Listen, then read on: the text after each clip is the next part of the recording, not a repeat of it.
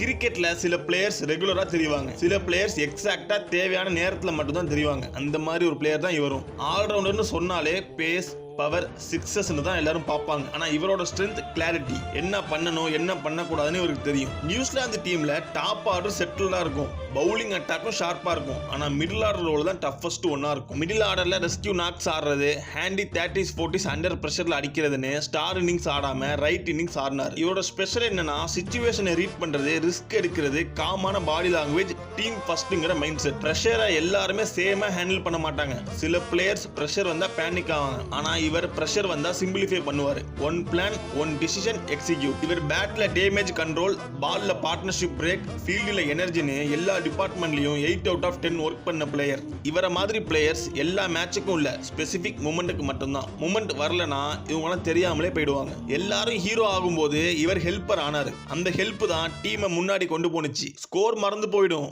Result மட்டும் ஞாபகம் இருக்கும். Jimmy Neesham.